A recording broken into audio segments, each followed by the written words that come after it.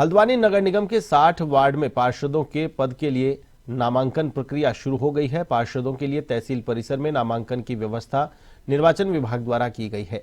पार्षदों के नामांकन के लिए रिटर्निंग ऑफिसर परितोष वर्मा ने बताया कि नामांकन पत्रों की बिक्री शुरू हो गई है और निर्वाचन आयोग की गाइडलाइन के हिसाब से ही पार्षद पद के लिए नामांकन कर सकेंगे।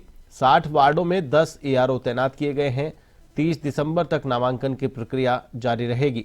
2 जनवरी को नाम वापसी, 23 जनवरी को मतदान होगा और 25 जनवरी को मतगणना।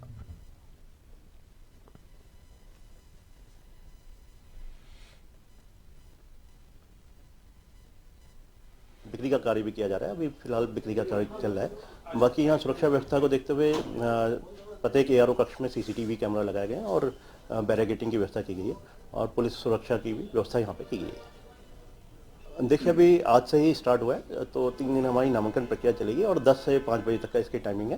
तो 10 से 5 के बीच में जो भी आएगा तो उसको नाम निर्देशन पत्र ले भी सकता है और नामांकन अपना दाखिल कर भी सकता है। साथ ही इसमें जो नाम निर्देशन पत्र है उनका मूल्य 400 रुपये है और आरक्षित श्रेणी के लिए ये 200 रुपये है और जमानत की धनराशि 4000 रुपये है और जो आरक्षित वर्ग है उसके लिए ये धनराशि 2000 रुपये है।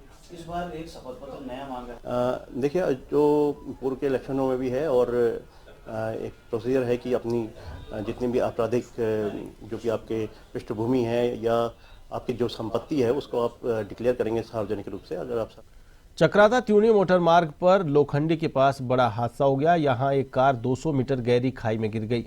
हादसे में एक व्यक्ति की मौत हो गई, 4 लोग घायल हुए हैं। कार सवार घायलों को खाई से बाहर निकाल लिया गया। घायलों को प्राथमिक उपचार के लिए चक्राता सीएचसी पहुंचाया गया। चक्राता से 5 पर्यटक लोखंडी घूमने आए थे। इसी दौरान कार अनियंत्रित होकर करीब 200 मीटर गहरी खाई में जा गिरी। आपको बता दें कि 5 लोग कार में सवार थे। इनमें से 3 युवक और 2 युवतियां थी।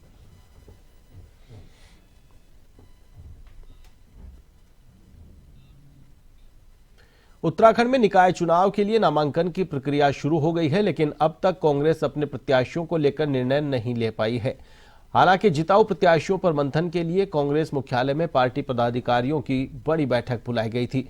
बैठक में नेता प्रतिपक्ष यशपाल आर्य, प्रदेश अध्यक्ष करण माहरा, विधायक प्रीतम सिंह समेत अन्य वरिष्ठ नेता मौजूद रहे। कांग्रेस प्रदेश अध्यक्ष करण माहरा ने बताया कि प्रत्याशियों के चयन के लिए 7 सदस्यीय कमेटी का गठन किया गया है। जल्द ही प्रत्याशियों की सूची जारी कर दी जाएगी। विधायक प्रीतम सिंह ने निकाय चुनाव में जीत का दावा किया है।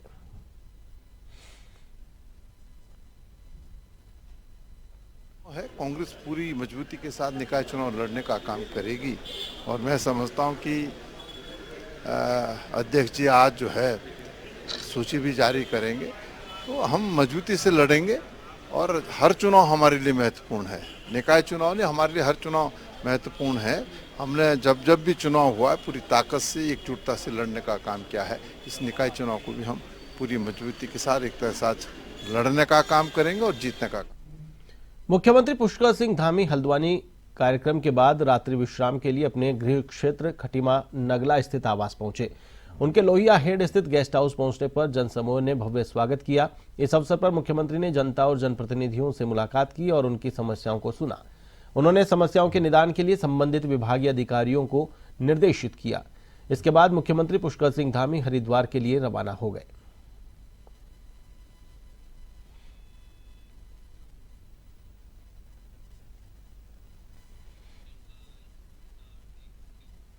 मसूरी नगर पालिका चुनाव को लेकर राजनीतिक सरगर्मियां बढ़ गई है। मसूरी में नगर पालिका चुनाव को लेकर शुक्रवार से नामांकन प्रक्रिया शुरू हो गई है, जिसको लेकर भाजपा के राष्ट्रीय उपाध्यक्ष नेहा जोशी ने मसूरी पहुंचकर भाजपा कार्यकर्ताओं से मुलाकात की। इस मौके पर पत्रकार वार्ता में नेहा जोशी ने कहा कि भारतीय जनता पार्टी हर चुनाव के लिए 24 घंटे तैयार रहती है, क्योंकि भारतीय जनता पार्टी का प्रत्येक कार्यकर्ता हमेशा लोगों के बीच रहता है, उनके जनहित के मुद्दों को लगातार उठाता रहता है।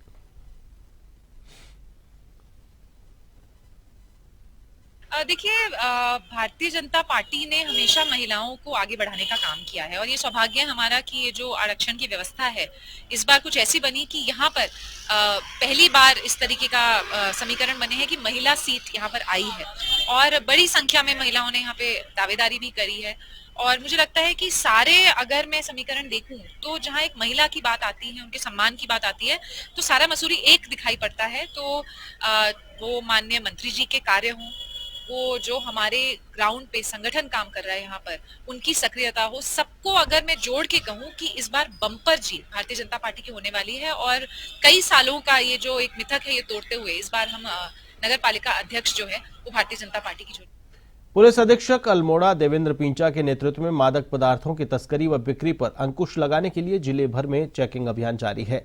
वहीं बतरौज खान पुलिस व एसओजी टीम ने जेनल पुल के पास चेकिंग अभियान के दौरान होंडा सिटी और सेंट्रो कार को रोका। दोनों कारों की तलाशी लेने पर कार से गांजे के 5 कट्टे बरामद किए गए। वहीं मौके पर 4 तस्करों को गिरफ्तार किया गया। पुलिस ने तस्करों के कब्जे से 75 किलो 355 ग्राम गांजा बरामद किया। गांजे की कीमत 18.5 लाख रुपए से अधिक की बताई जा रही है। पुलिस ने गिरफ्तार तस्करों के खिलाफ एनडीपीएस एक्ट में मामला दर्ज कर कार्रवाई शुरू कर दी है।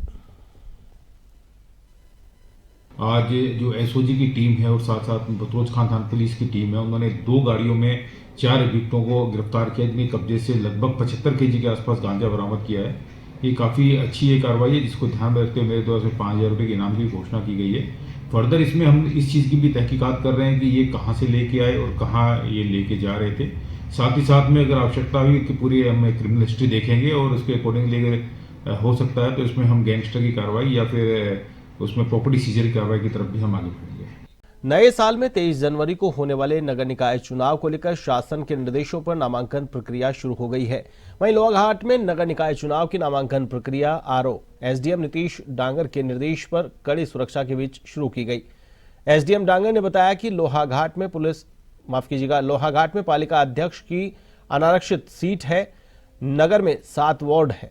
वहीं अध्यक्ष और सभासद पद के नामांकन के लिए तहसील परिसर में अलग अलग व्यवस्था की गई है। उन्होंने बताया कि 27 से 30 दिसंबर तक नामांकन फार्म खरीदे और जमा कराए जा सकेंगे।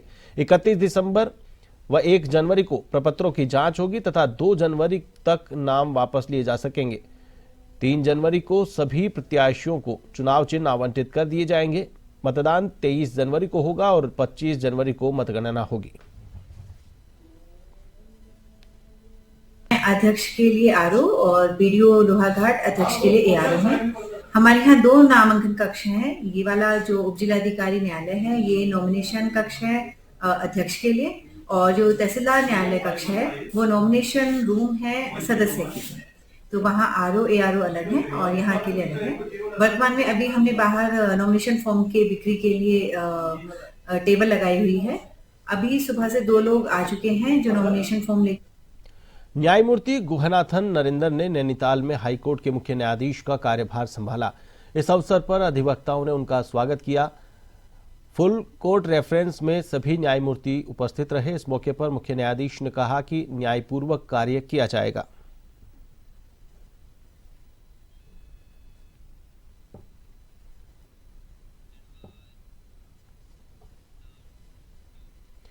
सूबे के मुख्यमंत्री पुष्कर सिंह धामी रुड़की के नगला इमरती गांव में पूर्व विधायक प्रवण सिंह चैंपियन द्वारा आयोजित जन मिलन समारोह कार्यक्रम में पहुंचे। यहां उन्होंने पूर्व प्रधानमंत्री मनमोहन सिंह के निधन पर 2 मिनट का मौन रखकर शोक व्यक्त किया। पूर्व विधायक कुंवर प्रणव सिंह चैंपियन ने सीएम धामी का पगड़ी पहनाकर स्वागत किया। समारोह में पुष्कर सिंह धामी ने कहा कि भाजपा सरकार में विकास कार्य हो रहे हैं। उन्होंने रुड़की लक्सर मार्ग को राजा नरेंद्र मार्ग के नाम से घोषित किया।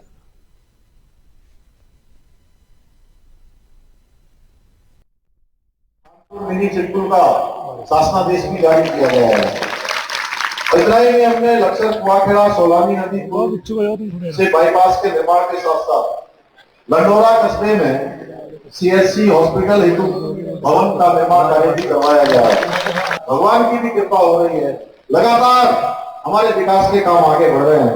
आज हमारे चाहे शहर के क्षेत्रों या दूर दराज के क्षेत्रों, ग्रामीण क्षेत्रों, हर क्षेत्र में शिक्षा, स्वास्थ्य, पेयजल, बिजली, हवाई कनेक्टिविटी और सड़कों को लगातार जोड़ने का काम हो रहा है। इंफ्रास्ट्रक्चर भारतीय मानक ब्यूरो की स्थापना दिवस श्रृंखला के तहत शुक्रवार को देहरादून शाखा द्वारा स्टैंडर्ड कॉन्क्लेव आयोजित किया गया।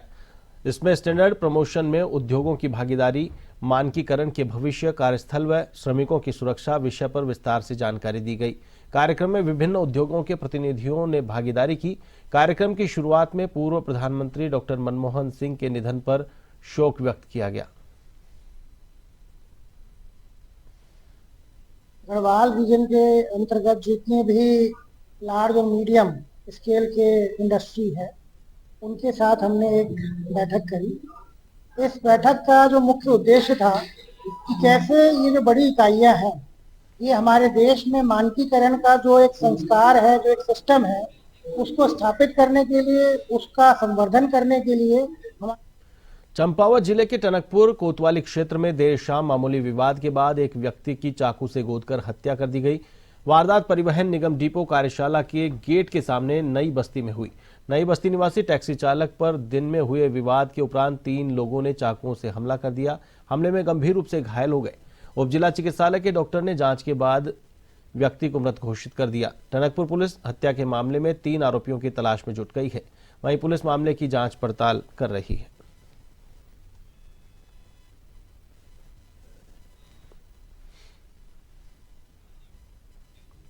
नागरिकों के स्वास्थ्य संवर्धन के लिए पूरे देश में चलाए गए प्रकृति परीक्षण कार्यक्रम का समापन हो गया।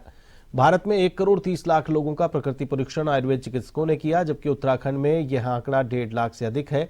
जिन लोगों का प्रकृति परीक्षण हुआ है, उनके स्वास्थ्य का पूरा डेटाबेस भारत सरकार के पास सुरक्षित हो गया है।